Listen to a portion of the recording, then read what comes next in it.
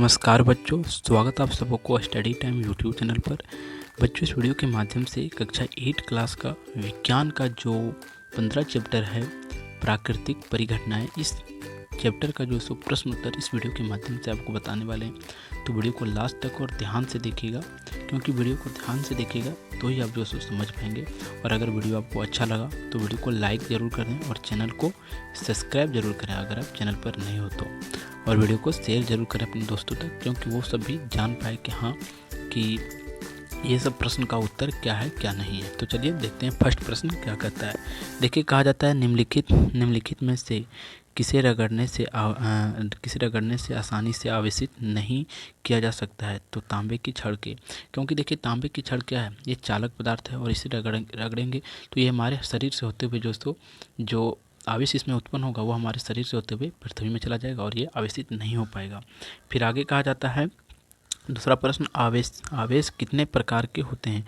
तो आवेश दो प्रकार के होते हैं, एक धन आवेश और एक ऋण आवेश। अब फिर अगला कहलाता है विपरीत आवेशों के बीच होता है आकर्षण, यानी कि एक प्लस का और एक माइनस का है आवेश, तो उन दोनों के बीच क्या होता है, वो दोनों एक दूसरे को आकर्षित करना चाहता है, ना कि प्रतिकर्षित करना चाहता है। फिर अगला प्रश्न आता है, देखिए कहा जाता है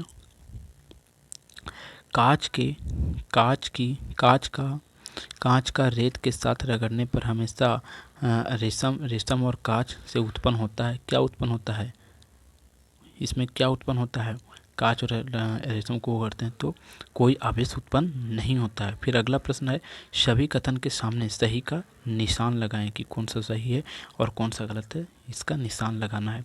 तो देखिए कहा जाता है समान प्राकृतिक के आवेश एक दूसरे को आकर्षित करते हैं जो समान प्रकार के होते हैं। तो जैसे यानी कि प्लस है और प्लस, दोनों प्लस है तो ये दोनों जो है सो एक दूसरे को प्रतिकर्षित करते हैं, ना कि आकर्षित करते हैं। ठीक है, तो ये क्या कहलाएंगे, ये गलत है। ठीक है, ये गलत है। फिर आगे कहता है आवेशित कांच की छड़ एल्युमिनियम के दो पत्तियों को प्रतिकर्षित करता है। हाँ, तो ये सही बात, क्योंकि एक वो प्लस चार्ज हो गया और ये माइनस चार्ज हो गया तो आकर्षित करता है। फिर तीसरा है तड़ित चालक की भवन को तड़ित से सुरक्षा के लिए लगाया जाता है। हाँ। फिर आगे भूकंप की भविष्यवाणी की जा सकती है, नहीं, भूकंप की भविष्यवाणी नहीं की जा सकती कि भूकंप कब आने वाली है और भूकंप कब नहीं आने वाली है। अब आगे जब किसी आवेशित वस्तु को हाथ से छुआ जाता है तो वह अपने आवेश को खो देता है। क्यों, देखिए क्यों खो देता है, समझिए। जब हम किसी आवेशित वस्तु को छूते हैं तो वह अपना आवेश खो देता है, क्योंकि आवेशित वस्तु को अधिक आवेश हमारे शरीर द्वारा होते हुए धरती में प्रवाहित हो जाता है और वह आवेशित वस्तु फिर जो है सो न्यूट्रल हो जाता है, यानी कि अनावेशित हो जाता है और उसे छूने से हम आवेश जो है सो अपने आप को खो देता है। फिर अगला प्रश्न है, देखिए स्वेटर को अपने शरीर से उतारने पर उत्तेजित हो जाता है। क्यों, और चट की ध्वनि सुनाई देती है। क्यों, देखिए समझिए, ऊन व स्वेटर जब हम उतारते हैं तब चट की ध्वनि सुनाई पड़ती है, क्योंकि सामान हमारी शर्ट हमारा सूती का बना होता है एवं स्वेटर ऊन का बना होता है।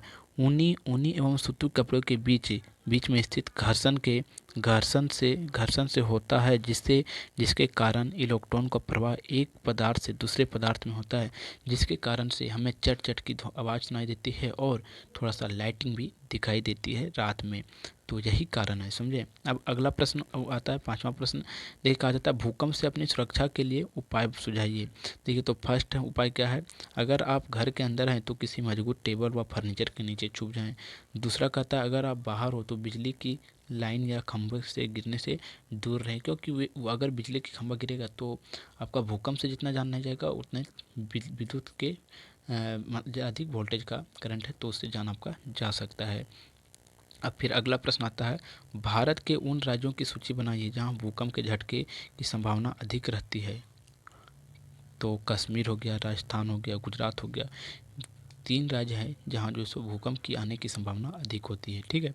अब फिर अगला प्रश्न है, 7वां प्रश्न। कहा जाता है भूलेखी क्या है, चित्र सहित वर्णन कीजिए। तो देखिए तड़ित से अपनी सुरक्षा के लिए निम्न उपाय उपाय है। घर के अंदर रहकर तड़ित होने का समय, बारिश के समय खुले में नहाने से बचना चाहिए। तड़ित के समय विद्युत उपकरण का इस्तेमाल ना करना चाहिए। यानी कि ये सभी से अगर आप बच लेंगे तो जो आप तड़ित से बच सकते हैं। फिर अगला प्रश्न कहता है तड़ित के समय हमें कौन सी सावधानी बरतनी चाहिए। कि तड़ित आने की जब लाइटिंग क्या बोल सकते हैं, जब इधर हम लोग कहते हैं चमकना, कि जब चमकता है बिजली चमकता है, तब जो है तो हमें क्या करना चाहिए। सो देखिए, उससे मतलब सुरक्षित रहने के लिए देखिए खुली ज़मीन पर लेटें। अगर आप घर के बाहर हैं तो ज़मीन पर सिमट कर बैठें और अपने हाथ को घुटने पर सिर को हाथों के बीच रखें। जिस प्रकार आपको बुक में बताया गया था उसी प्रकार आपको करना है, ठीक है। वो हो गया। फिर आगे कहा जाता है धातु की डंडी वाले छाते का इस्तेमाल ना करें। खिड़की के पास ना बैठें, क्योंकि जो धातु का डंडी वाला छत होगा वह जो सो करंट उसमें जो सो आ सकता है, तो उसका भी उपयोग आप ना करें। और खिड़की के पास ना बैठें, इससे भी आपको बिजली की झटका लग सकती है। तो ये सब जो है सो बचने का उपाय है, किससे, बिजली से, ठीक है। तो आप जो सो समझ गए होंगे इस अध्याय को, तो इस अध्याय के प्रश्न उत्तर को। तो अगर आपको वीडियो अच्छा लगा तो वीडियो को लाइक कर दें आप, और चैनल पर नए हो तो चैनल को सब्सक्राइब कर दें। तो फिर आपको मिलते हैं एक नए वीडियो में, तब तक के लिए जय हिंद।